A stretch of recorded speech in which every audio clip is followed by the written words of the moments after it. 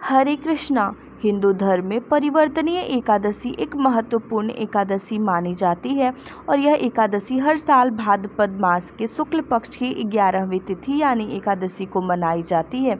इस दिन भगवान श्री विष्णु के वामन अवतार की पूजा की जाती है। कहा जाता है कि इस दिन भगवान विष्णु अपनी योग निद्रा में लीन रहते हुए करवट लेते हैं, इसलिए इसे परिवर्तनीय एकादशी कहा जाता है और इसे पद्मा एकादशी और पार्श्व एकादशी के नाम से भी जाना जाता है।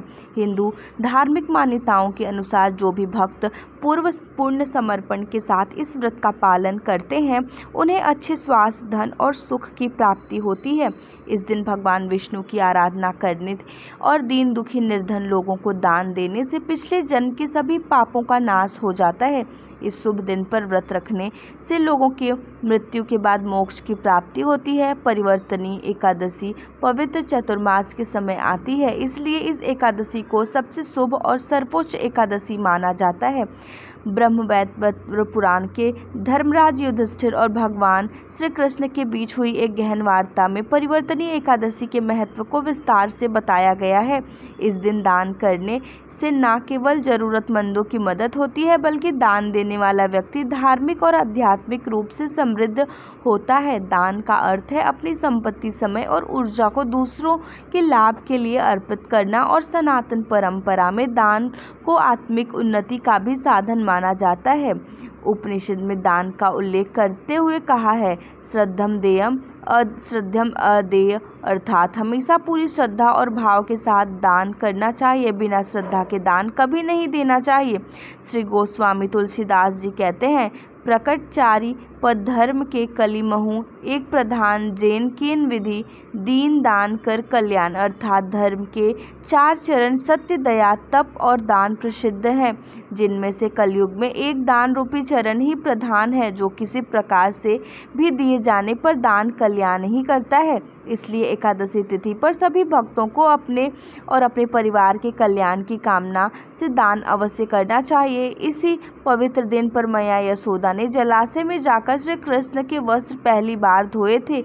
इसी कारण इसे जल झूलनी ग्यारस भी कहते हैं। मंदिरों में इस दिन भगवान श्री विष्णु की प्रतिमा या शालिग्राम जी को पालकी में बिठाकर पूजा अर्चना के बाद ढोल नगाड़ों के साथ शोभा यात्रा निकाली जाती है, जिसे देखने के लिए भक्त उमड़ पड़ते हैं। इस दिन जो भगवान विष्णु के वामन रूप की पूजा करता है वह तीनों लोक और त्रिदेव की पूजा कर लेता है। इस बार भाद्रपद शुक्ल पक्ष एकादशी तिथि प्रारंभ होगी 13 सितंबर शुक्रवार रात 10:31 से, जिसकी समाप्ति 14 सितंबर दिन शनिवार रात 8:41 पर होगी। इसलिए इस बार केवल 14 सितंबर के दिन शनिवार को ही परिवर्तनीय एकादशी का व्रत रहेगा और व्रत से एक दिन पहले 10वीं तिथि के नियमों का पालन करके व्रत रखने के बाद अगले दिन रविवार को व्रत का पारणा किया जाएगा।